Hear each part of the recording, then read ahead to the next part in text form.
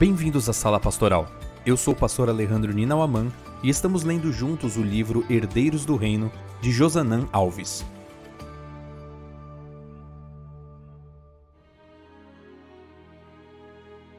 Capítulo 16. O próximo reino está chegando. Pare de tentar impressionar as pessoas com a sua roupa e impressione-as com a sua vida. Richard Foster. Entrego meus recursos a Deus o mais depressa possível, para que o dinheiro não encontre um caminho dentro do meu coração. John Wesley. No capítulo anterior estudamos a impressionante história contada em Daniel 5 sobre a escrita na parede e juntos aprendemos a importância de estarmos disponíveis para interpretar as mensagens de Deus para a humanidade que anseia por esperança. Mas existe outra lição maravilhosa nessa história. Quando o rei Belsazar pediu que o profeta Daniel lesse e interpretasse as palavras misteriosas, ele fez a seguinte promessa: se você puder ler o que está escrito e me revelar a sua interpretação, você será vestido de púrpura, receberá uma corrente de ouro para pôr no pescoço e será o terceiro homem mais importante do meu reino. Daniel 5,16. 3 presentes impressionantes. A vestimenta púrpura era a roupa de um nobre no reino. Aonde Daniel fosse com aquela roupa, seria reconhecido como alguém influente e prestigiado da sociedade. A corrente de ouro lhe daria recursos financeiros grandiosos. E ser o terceiro no reino traria status e reconhecimento em todo o território da Babilônia. Porém, mais impressionante do que os presentes foi a resposta de Daniel. Eu imagino Daniel olhando bem nos olhos do rei e respondendo com segurança: o Senhor pode ficar com seus presentes e dar as suas recompensas a outra pessoa. Daniel 5,17. A pergunta é: por que Daniel não quis os presentes?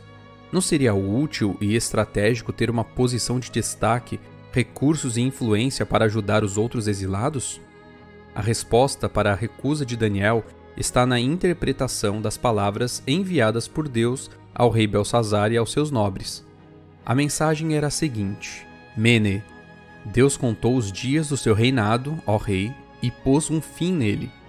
Tekel, você foi pesado na balança e achado em falta.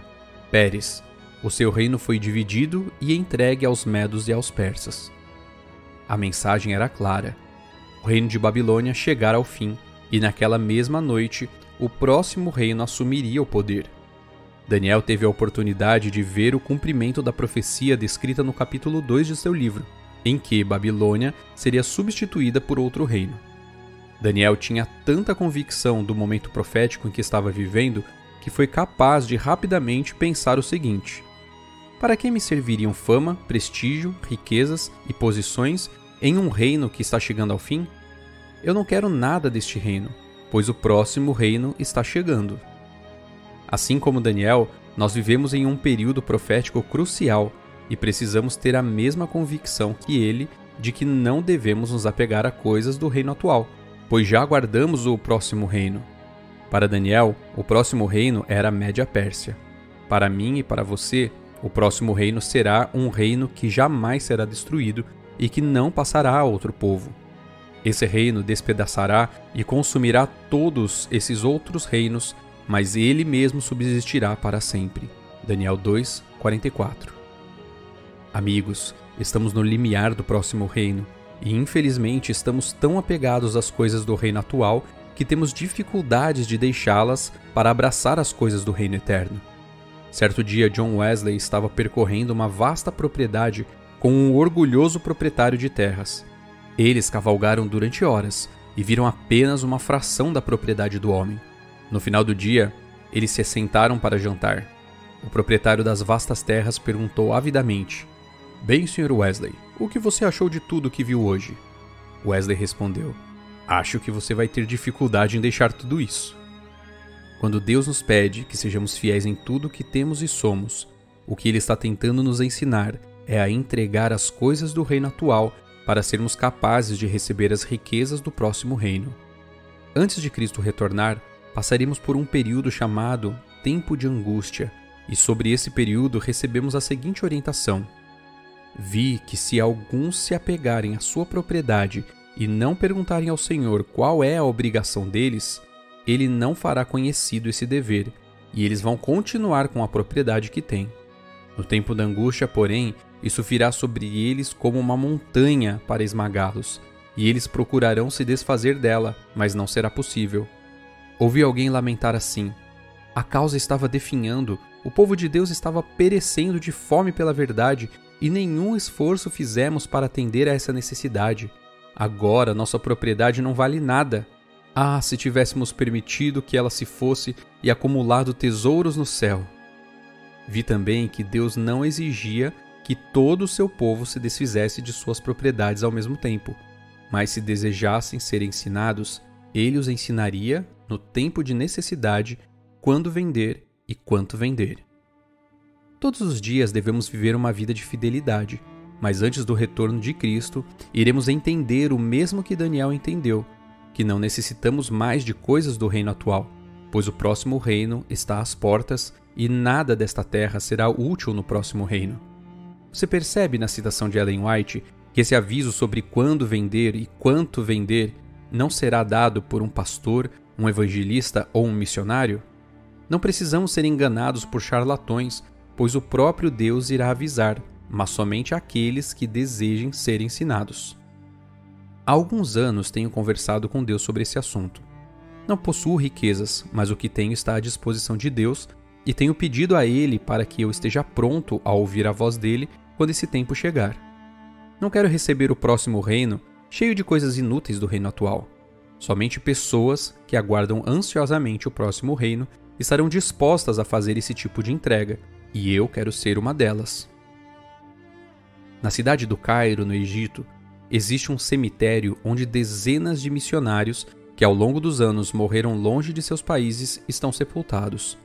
A alguns quilômetros desse cemitério encontra-se o Vale dos Reis, no qual, entre os séculos 16 a 11 a.C., tumbas foram construídas para os faraós e poderosos nobres do período conhecido como Reino Novo.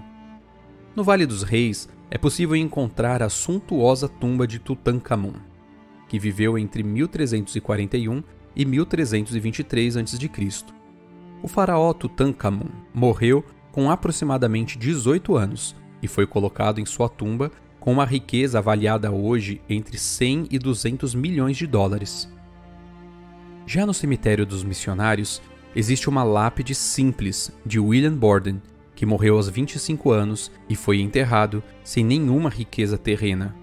Ele tinha dado sua vida e todas as suas posses às missões, armazenando seu tesouro nos céus por meio de seu trabalho fiel e devotado a Jesus Cristo.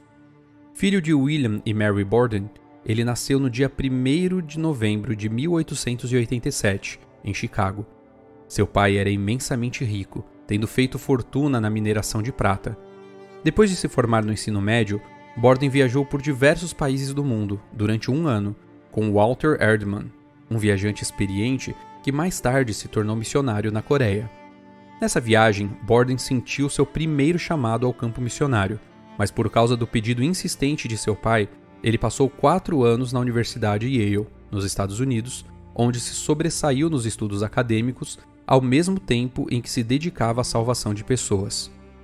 Chocado com a falta de interesse local pelas coisas espirituais, ele começou a fazer reuniões de oração em seu quarto, com um de seus colegas, Charlie Campbell, no meio de seu primeiro semestre na universidade. No final de seu primeiro ano, 150 calouros estavam se encontrando regularmente para estudo bíblico e oração. Na época em que ele já era veterano, 1.000 dentre os 1.300 alunos de Yale estavam se reunindo nesses grupos. Em uma conferência do movimento de estudantes voluntários, ele sentiu um forte chamado para levar o evangelho para os muçulmanos na China. Determinado a cumprir o chamado de Deus para servir como missionário, Borden rejeitou empregos lucrativos, inclusive a oportunidade de gerenciar os negócios multimilionários da família. No dia 17 de dezembro de 1912, William Borden viajou de navio para o Cairo. Ele estava determinado a aperfeiçoar a língua árabe, lançando as bases para ter também domínio da língua chinesa. No dia 21 de março, meros 3 meses após sua chegada, contraiu meningite espinhal. Ele se recusou a viajar para casa, onde poderia ter tido a melhor atenção médica possível. Em vez disso, mandou uma carta para sua família e submeteu-se ao tratamento no Cairo. Walter Erdman escreveu o seguinte sobre ele: seu corpo foi sepultado no cemitério americano de Missões no Cairo, na terra dos mesmos muçulmanos por cuja redenção ele havia dado sua vida. Os jornais em todas as partes do mundo imprimiram relatos sobre sua vida, sobre a qual um interesse universal foi despertado por sua elevada promessa e trágico final. No testamento, Borden deixou sua fortuna de $1 milhão, aproximadamente 50 milhões de dólares hoje, para uma série de trabalhos cristãos. Seu amigo Charlie Campbell, com quem os incríveis anos em Yale começaram, recebeu de presente a Bíblia de Borden depois da morte dele. Quando a abriu, leu as seguintes palavras escritas por Borden: sem reservas, sem recuos e sem pesares. Em seu túmulo estão as palavras: William Borden, 1887 a 1913. Além da fé em Cristo, não há explicação para tal vida. Essa é uma grande verdade. Não há explicação para uma entrega como essa, além da confiança de que um próximo reino virá e tudo o que recebermos lá será infinitamente maior do que tudo o que temos aqui. Mas a principal recompensa será viver a eternidade na casa do Deus que nos amou a ponto de entregar seu Filho em nosso favor. Ao olharmos para a cruz, toda a entrega se torna possível. Ao olharmos para o sacrifício feito por nós, qualquer sacrifício que façamos pela causa de Deus se torna irrelevante. Neste momento, quero convidar você a pedir perdão por viver apegado às coisas deste reino passageiro, mesmo tendo recebido a mensagem do próximo reino, que será eterno. Peça a Deus para ter a mesma percepção profética que Daniel teve e dizer que fama, fortuna e posições do reino atual já não atraem você, pois estamos vivendo para os valores do próximo reino.